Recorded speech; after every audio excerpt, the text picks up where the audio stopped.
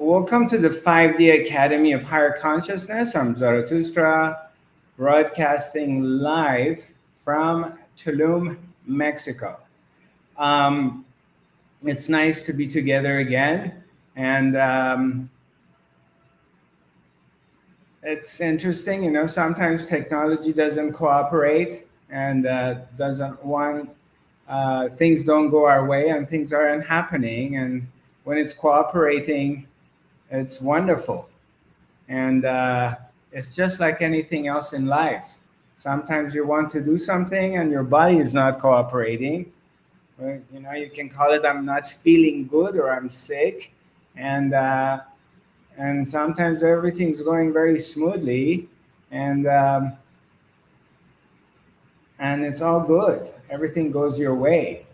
So my what I want to talk about today is one of the pointers in the 5D quantum awareness, reaching this higher level of awareness and understanding of life in the way of, I realized that most of my life I was focusing on I relating feeling happy, relating happiness to pleasure.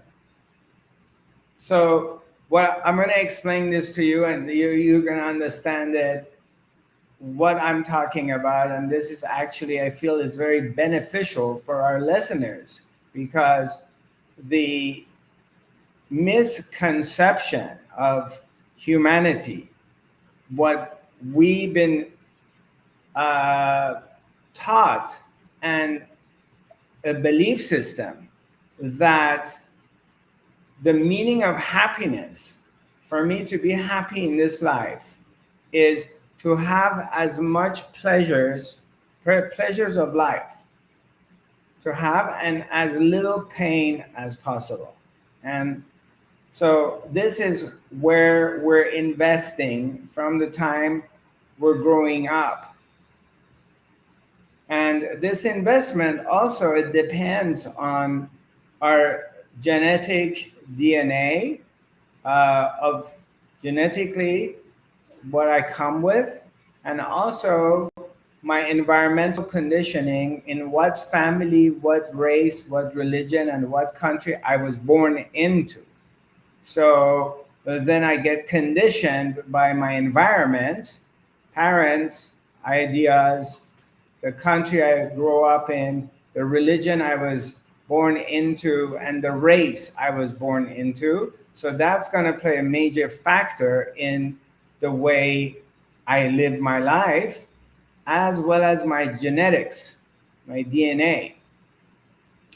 And of course, these two play a big role into this illusion of, first of all, belief, or illusion that, number one, I have my own free will, and based on my own free will, and I'm gonna alter my destiny and make things happen to go my way.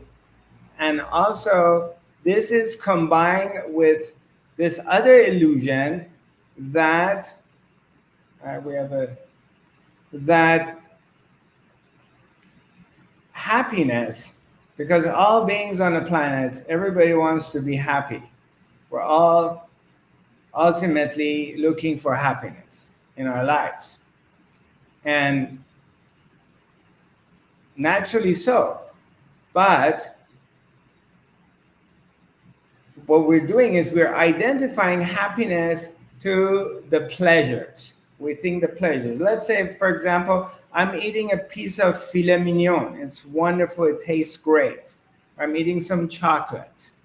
So that's pleasure, pleasure of senses. Or let's say I'm having wonderful sex with somebody. That's a pleasure of senses. Driving a beautiful car.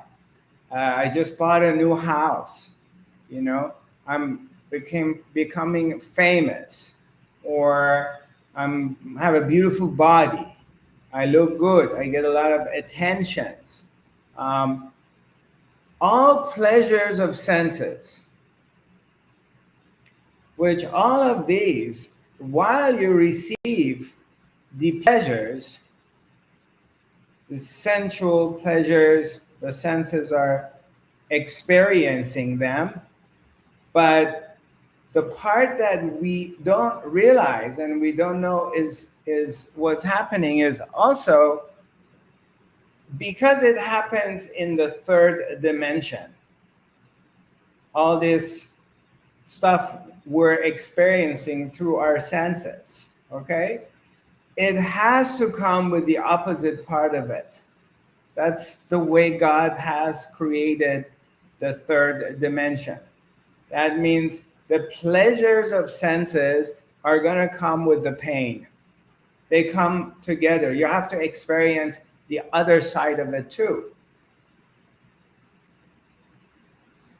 So generally, we're going to invest as much time and energy and resources into maximizing the pleasures of senses. So, and hopefully we'll go through life with like much more pleasures of senses versus the pain. Now the pain could be physical or it could be emotional. It could be depression, anxiety, heartbreak, jealousy, and it could be, physical pain, whatever. So what we don't understand in this equation that maximizing the pleasures of senses is not happiness. That's not where happiness is. So, and that of course is going to bring equally suffering. Now, you may go to a big chunk of your life and everything is going very well, and not have to deal with a lot of pain. But eventually it's going to catch up because that's the meaning of being a three-dimensional object, being in the third dimension. That's the meaning of it. It means suffering is a part of the package.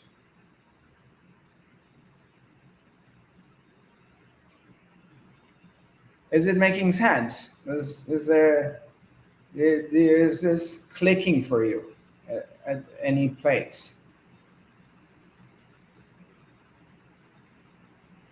Suffering is going to come with the pleasure.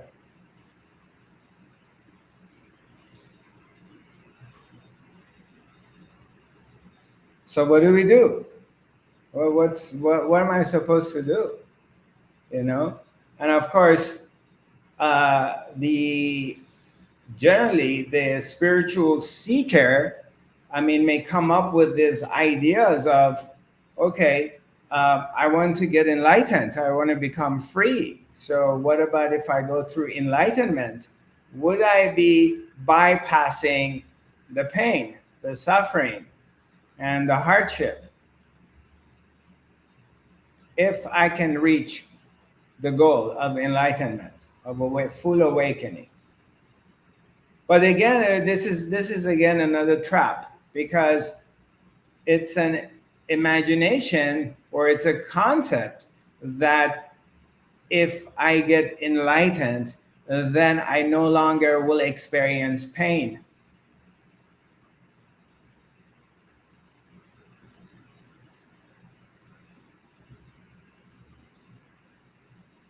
So no, you will be experiencing pain because there's no way out. Pain and pleasure both come together in one package.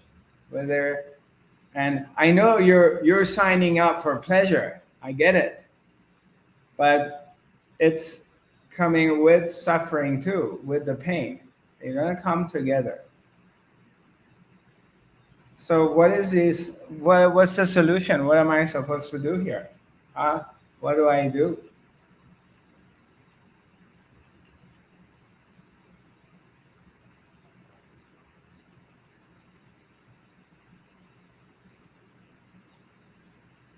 So then, for some of us, the lucky number of human beings on the planet that they hear the calling, and we can call it the grace, Lord God, Her Majesty is calling you back home, and your attention starts to turn inwards from the outside, because we're looking, and I am one of them. I'm not excluded, I'm included in this equation, okay? So because I fell into, like everybody else on the planet, for a very long period in my life, that's where my focus was, the pleasure of senses, of wanting to feel good, but identifying feeling good with the pleasures of senses, whatever that creates that sense of feeling good, feeling accomplishments, um, feeling powerful, um, looking good, or feeling, whatever that is, sensations of good stuff, whatever those senses are, through whatever of instruments of that we have, our sense of smelling, of hearing, or watching, or taste, or touch, or whatever that is. So, but if you recognize that,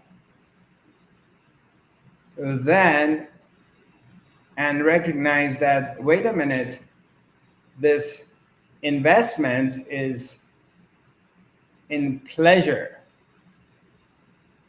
is is also going to bring pain, and that's not the meaning of the happiness I'm looking for. So that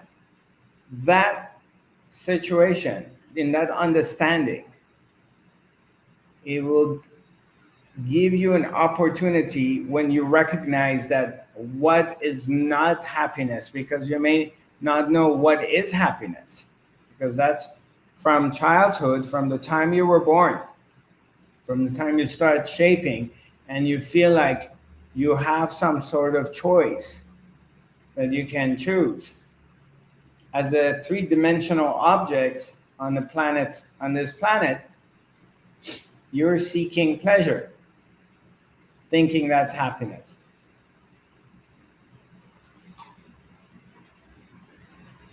So then when you recognize that, eventually at one point, and that's part of the grace, uh,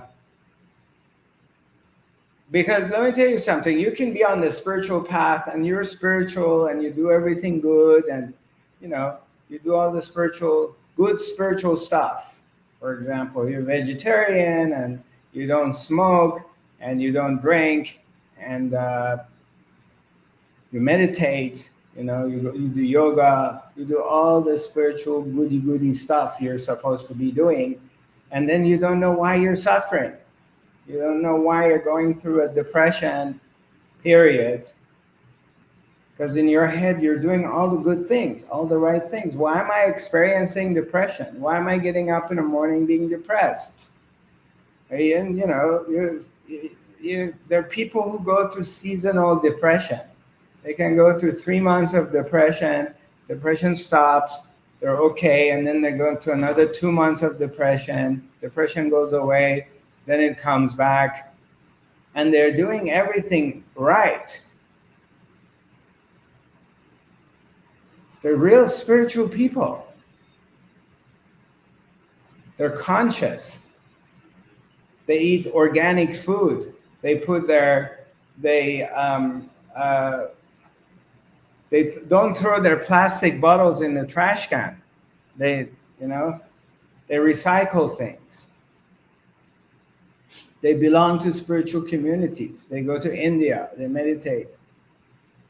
They go to workshops and retreats, but they're still experiencing a deep sense of loneliness, or anxiety comes, stuff like that. They don't understand why or what to do, because you do everything right. You're a good citizen. You pay your taxes. You don't cheat. You don't really lie. You go to work. You make money. You serve your country. You're hanging the flag of your country over front um, porch of your home. You know, I mean, you do everything right, and you're still suffering.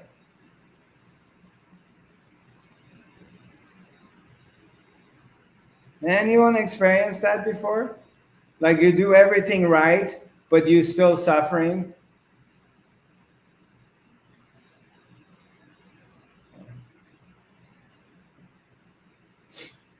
Yeah. And you're wondering why.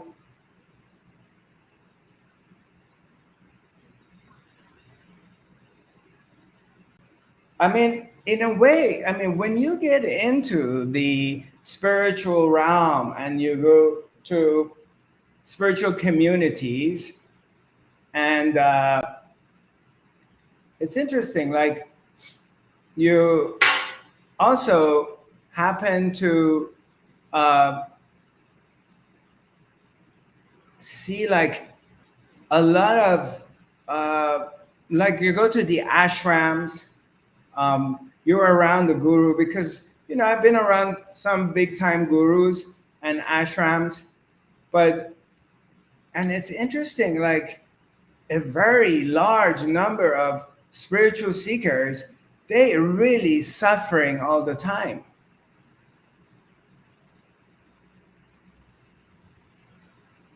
and they don't even look healthy. I mean, you go to the health food store, like you see these really skinny people, they don't, their skin doesn't look good, they're eating all organic or whatever, or they're vegan or whatever they are, but they're always processing, they're constantly processing, or they're trying this workshop or this method of spiritual practice. Um, they're not having fun, they're suffering. And then you go to the ordinary world, uh, and yes, people are suffering, but maybe they're not as much mind fucking that we do in spiritual world, because in a spiritual world we're always trying to fix something, or we're aware of something and we want to fix it. So, or we have restrictions because we cannot eat this, and because for some reason it's not good, or you can't have a Coca-Cola, you know? It's like, this is like a big no-no, buying a Coca-Cola. If you're in a spiritual gathering and you have a Coca-Cola, oh my God, you're so unconscious. It has to be, cacao something, or chia, or some kind of spiritual drink. You can't drink Coca-Cola.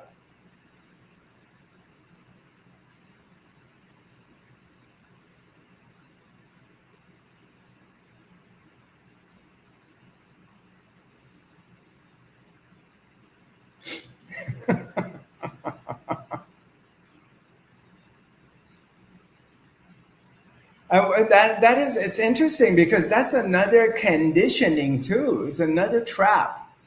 Like giving up one set of conditioning in the world for another set of conditioning that is full of concepts and ideas of goodness, but you're just trapped in it. And now you're trying to live by these rules. And you're still not happy. You're still miserable.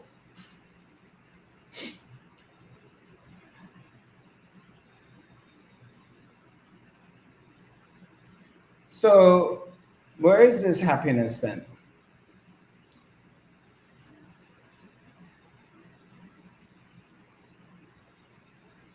Yes, it's within. The happiness, you're right, is within. But what does it mean? Okay, my happiness is within myself. Well, what, what's the meaning of it? You know? Yeah, you can speak. You can talk. I learned Maybe you speak a that, little bit louder so our audience on other okay, platforms they can hear you.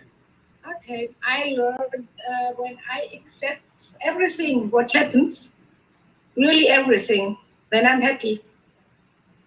If it is Bingo. a nice thing I had or it is a bad thing, it's important to say it's everything is equal and everything is okay. And don't say this is good and this is not good, and then it's okay. Beautiful. Accept all the things how they are, and Beautiful. stay in and try to stay in heart. Or when I'm angry, say okay, I'm angry, it's okay. When I'm lazy, it's okay, I'm lazy. So be authentic Right. person. That is this what I learned. Well done. Yes. Yes. Absolutely. It's in a way it's your relationship with your world. You know, it's your relationship with the what is happening,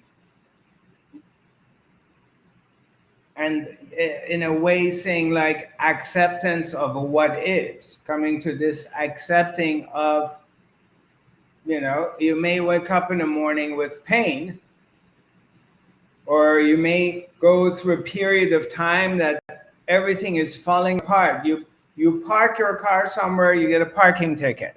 And then 2 days after they tow your car, or someone breaks into your car. Then you know your partner snobs you and doesn't want to see you for a while. And then in the meantime something else happens. And not coming back to this place of beating yourself up because you're not manifesting correctly, you know. It's like the theme of today, manifesting, or beating yourself up or blaming existence because life doesn't know what it's doing, and something is punishing you, or or blaming existence or blaming others instead of bringing your focus on your relationship to life. How do you relate to it in every given moment of life? And if you're relating to it without expectation, your relationship to the moments of life, if you have come to this place of your relating to life without expectations, then it's you found you're happy because you're, whether things are going your way or not going your way, and you understand like there's going to be periods of life that everything is going to fall apart, and there's going to be periods of time everything is going to go your way. Another thing for me is that I have helpers, that I can have really good helpers for every moment I have in my life. And these helpers are my spiritual guides, for example, my source, named God, the angels. Mm-hmm. And I can talk to them when I have a problem and when I'm not in my heart, in my silence. And I can say, can you help me? Can you guide me? Can you protect me? And after this, everything is all right. Then my trusting is coming back. Mm-hmm.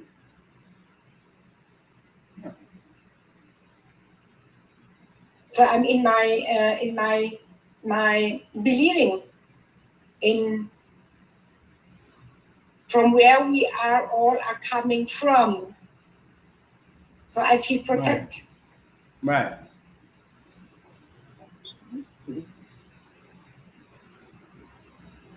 it's like medicine. Yes. It's yes, understanding. This understanding of this relationship to life. So, okay, now I've shifted my attention from the pleasure of senses, or realize like, okay, yeah, it's great to feel, to enjoy the pleasure of senses. I understand that.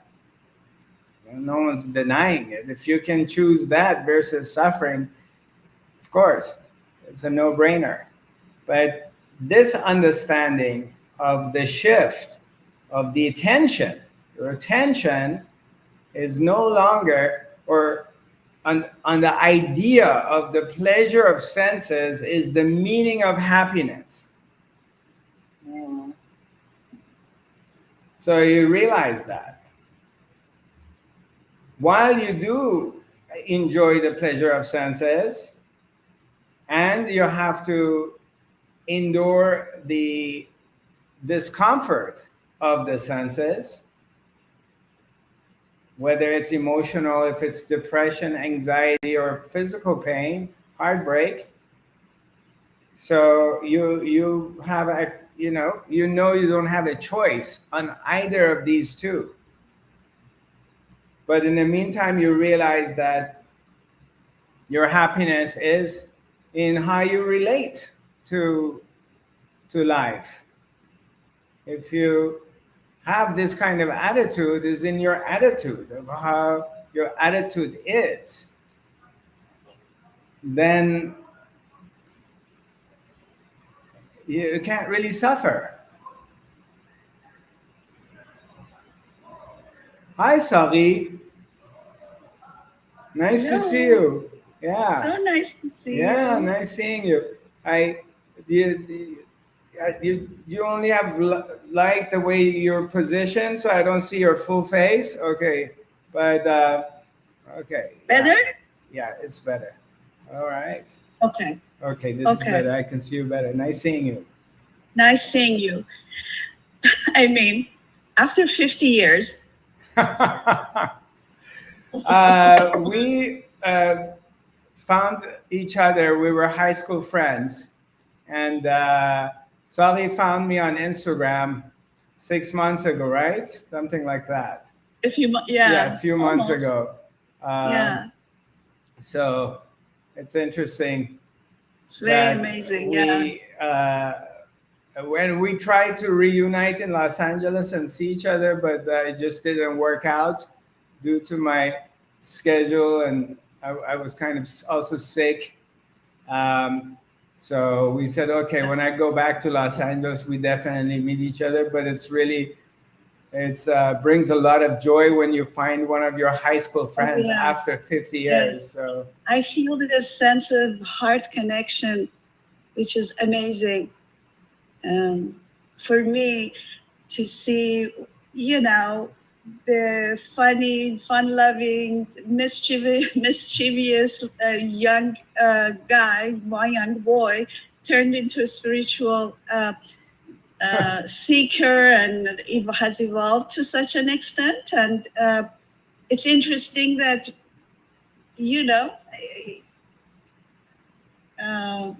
gosh, you have transformed, and I think that I've been somewhat on the same kind of a search, and we've all gone through so much after, of course, losing our country and having to move from one country to another and find those things. By the way, make you question meaning of life, right? Oh, wow, absolutely, absolutely. The um, the Iranian Revolution, it just crushed so many people, and your identity, that false illusory identity that you are this last name, or you come from this family, or you're this wealth or this power, or you're this nationality or whatever it is, and all of a sudden you have to escape a country, and then you're in a foreign country, and you weren't able to bring your money, and nobody gives a shit about your last name either. And this is like, now I understand, like, this. Impermanence. Yeah, exactly. And of course it was great. And with this understanding of with this level of awareness, I can see it. uh, but for my parents, or the my elders who didn't have this spiritual training, it was very, very crushing. Hmm. Yeah, our generation, though, I think we are the burn generation, because it happened right when we stepped into adulthood, 18. And, the ones who were older already had established something. And I know, don't get me wrong, they lost a lot, but they took whatever they had established, sometimes with whatever means they had, and reinstalled somewhere else, or not, stayed in Iran. And then the younger ones, again, if they left and started new life elsewhere, they were still in their formative years, I think. And so they could build something more than, I think. I look around my friends and myself and all of that. Our challenge was different. Let's put it different. Right. Right. It was different. Everybody sees life from their own Absolutely. history. Absolutely. But it made me question, definitely, the meaning of life. And I went to India also, and I had a spiritual master, which I still do. He passed away. The spiritual guide that replaced him is Right. really helping me. His teachings Right. helped me. Yeah. And you were asking about meaning of happiness, and I was thinking, you said it yourself from the beginning, that could it be that this three-dimensional world is not designed for happiness? Maybe we should, not that if happiness comes along, enjoy it, that's lovely, but the purpose of it might be elsewhere. You're absolutely right, because in some ways of looking at it, as Ramesh Balsekar says, it's life is some sort of imprisonment. In a way, it's some sort of imprisonment because of, and you're doing your time in it. And I'm going to elaborate on that one too. And of course, this is a point of view, and it's a concept, and the equal part of it is absolutely true. Somebody can come up with a complete opposite explanation, and that's fine. I'm not here to argue any of it, but I just speak about my own understanding. The way I see it is, okay, number one, I didn't choose where I was going to be born. Now, somebody can come and say, oh, in a spiritual higher level, yes, you decided, blah, blah, blah. I understand. It's a great concept.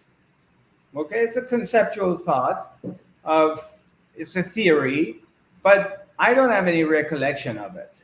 I'm only speaking about my own direct experiences and my own understanding of life. That's all I can speak about, because that's all I know. I don't know other people's experiences or understandings or whatever ideas. It sounds really good. Okay, so I didn't choose where I was going to be born. I didn't choose my parents. So I just landed where I landed in this conditioning. I don't remember having decided on my DNA of what I'm going to look like, or what kind of body I'm going to have, or what kind of temperature I'm going to have, or what I'm going to taste or not taste, or am I going to be slim, or I'm going to be big, or I'm going to be tall or short or whatever. So it's like, okay, so you're born into this body with these parents and this class of family and this financial class of family or whatever it is.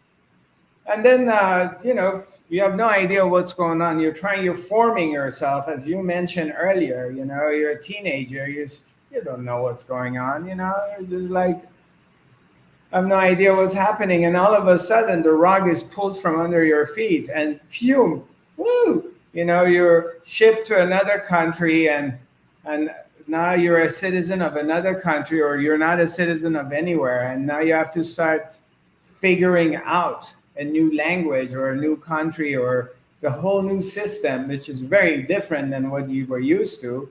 And in the meantime, you may be hated because of your color or your background or whatever. Somebody can come and say, oh yeah, this is your manifestation, or your soul decided on this and that. Okay, I understand that, but I don't have any recollection of choosing going through a revolution and have to escape another country, or giving up a very cush life for an inferior way of living. I don't have that recollection. I decided on that consciously.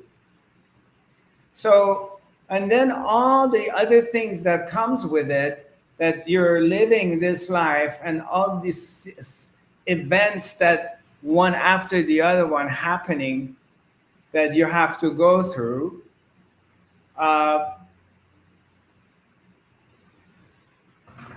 And the periods that you have to go through suffering, whether it's a heartbreak, or someone close to you has died, or you've been heartbroken because your love of life left you, or you went bankrupt and you lost money, or you get in an accident and you lose a limb, or you all of a sudden, let's say you're vibrant 35-year-old, and you start developing some sort of degenerative disease or cancer.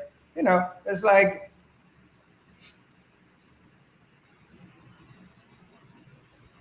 I don't have any recollection of choosing any of them and deciding on them. So in my understanding of this life that I've lived up to this point, I don't really have any choices. I don't have any free will. Every move I want to make, any decision I make, is influenced by millions and billions of other things that are influencing my decisions. For me, it appears to be I'm deciding on this, but this decision is completely influenced by forces that I have no control over.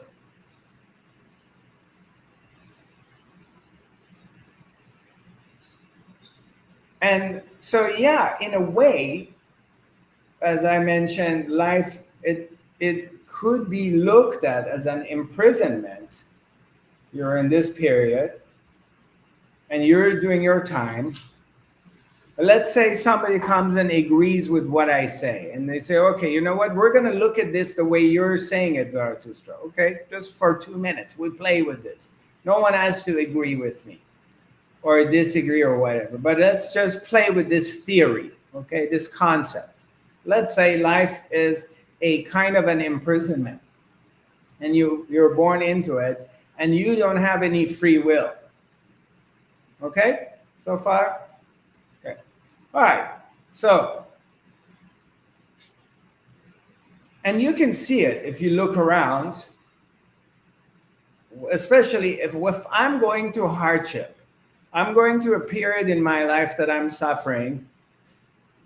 When I remember and I look that there is another person on this planet right now, that their level of suffering is maybe 100 times more than mine, that they would give up their suffering in exchange of my suffering in a second.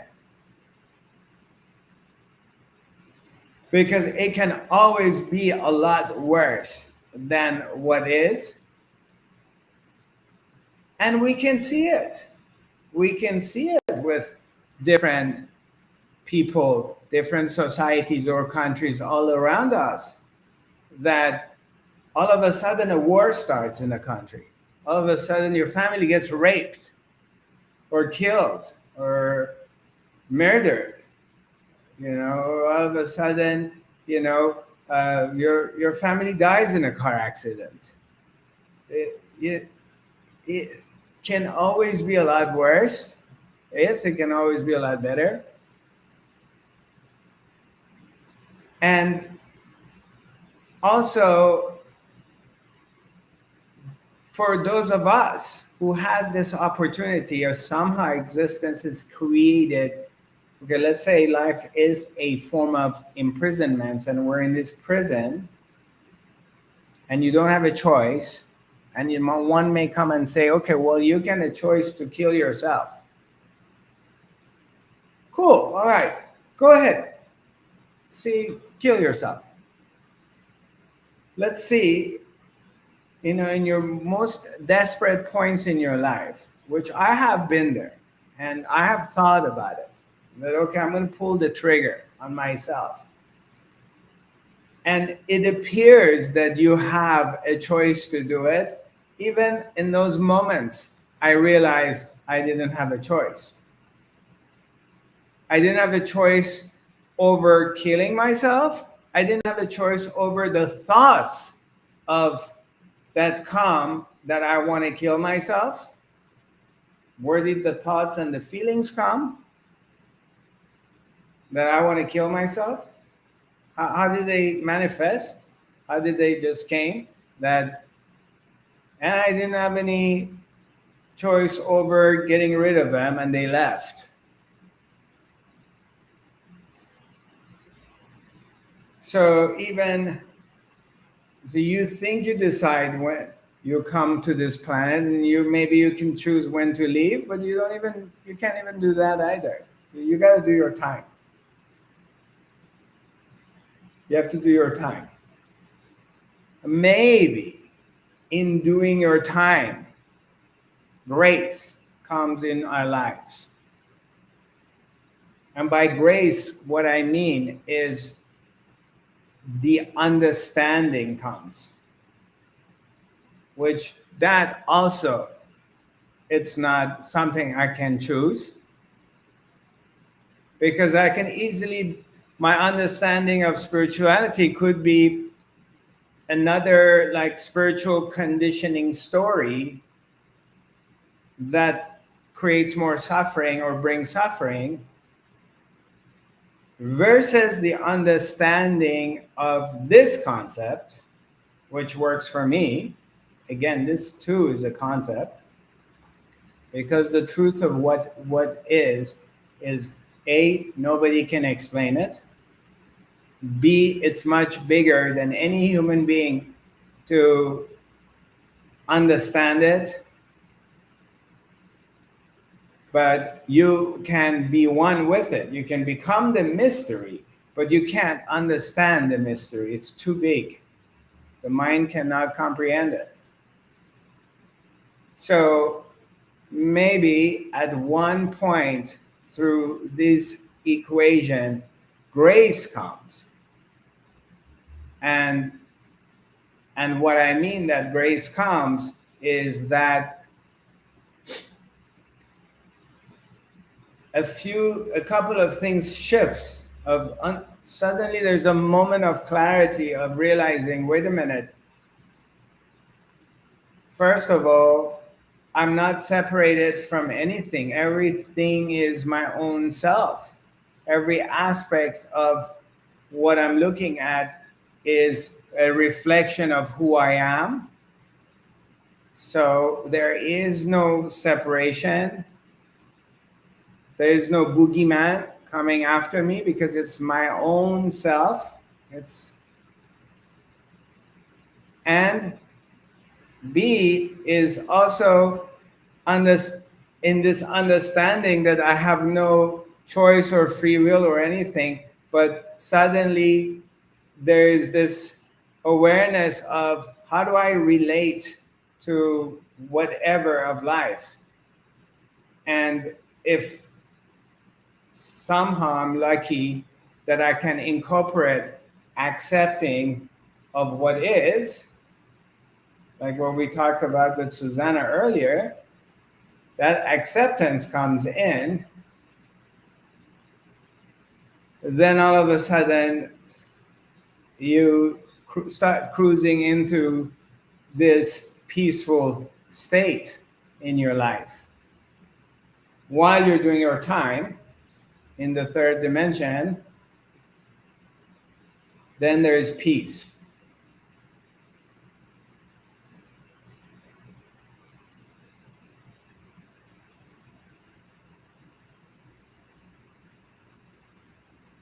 Outside of the pleasures of senses, there's this deep sense, there's this deep understanding of peace, of like really you're here and you're really not involved with ups and downs of life, because you're not really projecting your happiness of things going your way or things falling apart. It's like freedom.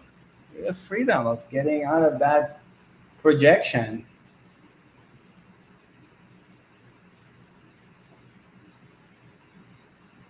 And somehow getting this brand new conditioning or brand new understanding, in a way freeing yourself from the condition, the mind, that's how we I operated most of my life, or a big chunk of my life, based on only when things go my way I'm happy.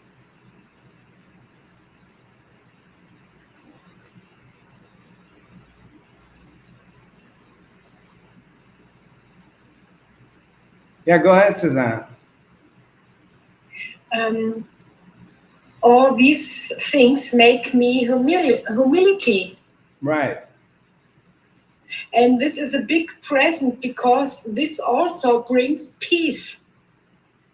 Yes, absolutely. Accept all the things and stay in yourself on was heißt eine richtige Größe? Yeah. So that I can feel in the right size, not being arrogant or something else. Yes. Absolutely, absolutely. That's what I'm referring to, grace. When this understanding, coming to this awareness, is also a gift, which I don't attribute it to myself. Like, oh, I came to this awareness. This is my understanding. There's still an ego thing in there, like as if I accomplished it. No, I could have easily been or be arrogant and suffer.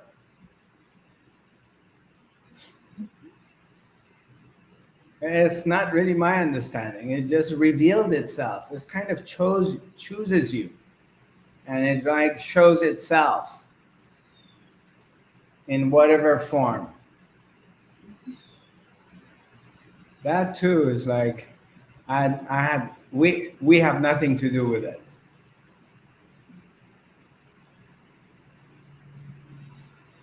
I think kind of our way is of the human being is learn to say thank you for everything, whatever it is. Yeah. It is nice or not nice, it's dark or it's lightning. Say thank you. Thank you, God, for this. Yeah. Thank you for letting me learn this. Yeah. Well, yeah. How long did it take you to get to this point? Mm-hmm. Almost a lifetime, right? Mm-hmm. Yeah.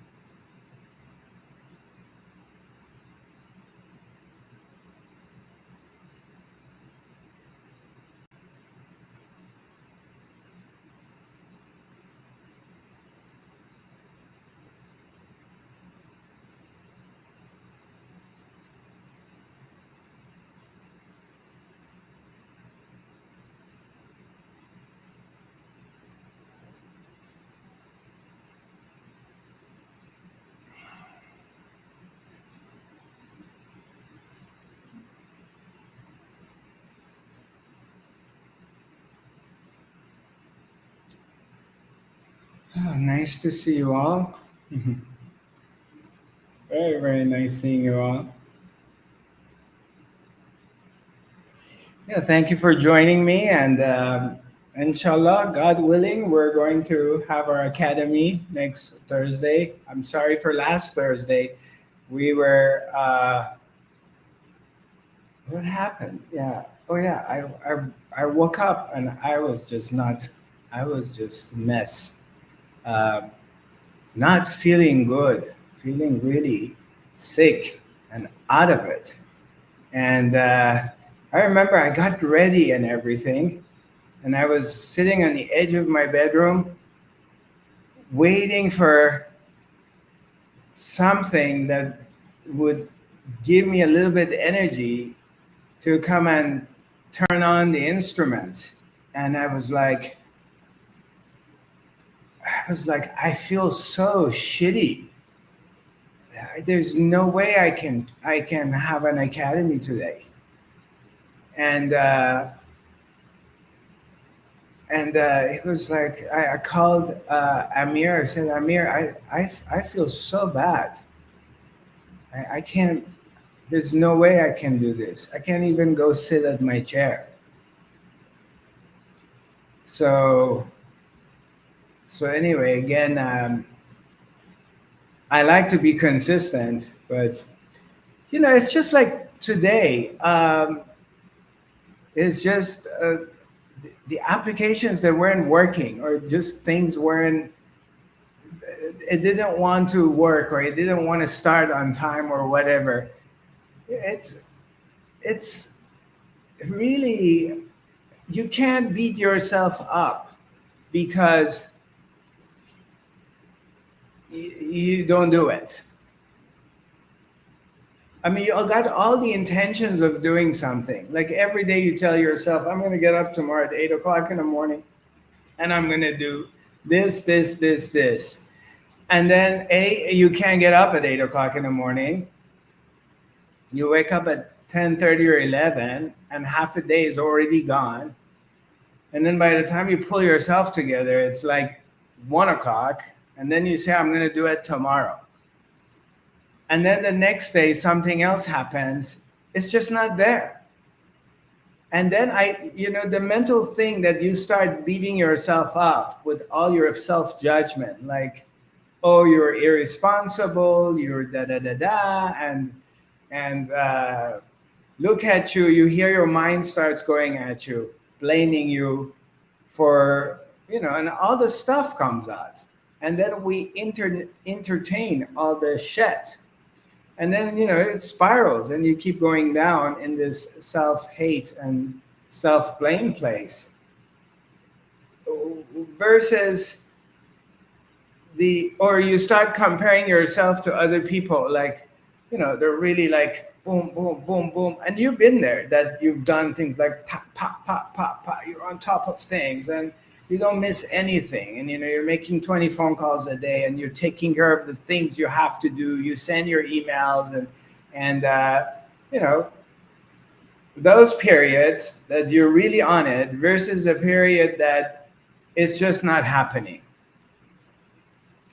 And you start blaming yourself. And thank God when you just understand this, that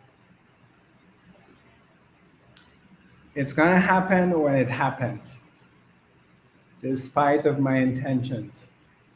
And just kind of surrendering in that, if you can.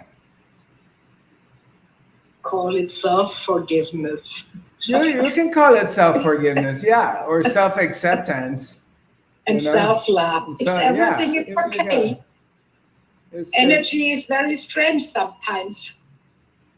It will do whatever it wants to do. This is a planet of energy, and there's nothing solid in it. Nothing is made out of anything solid. It just looks like it's solid.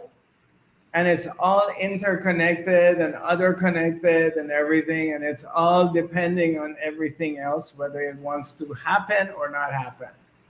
So that's the bottom line. On that note, I'm going to say goodbye to you. I love you. thank you for joining me. Those of you who are viewing this broadcast for the first time, my website is Zarathustra.tv. Right now, we're in the process of rebuilding a brand new website and coming up with new programs. So, and it's going at its very slow pace.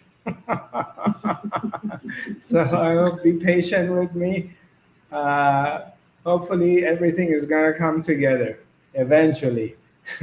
To add that word to it. So be connected, and I look forward to seeing you. Thank you. Okay. Thank you very much. Bye bye. We love you too. Yes, Yeah. deeply.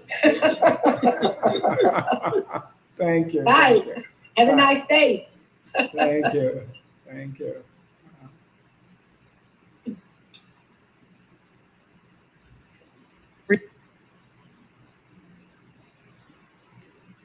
All right, my dear friends on YouTube, thank you for joining me, and don't forget to subscribe below if your heart calls on it.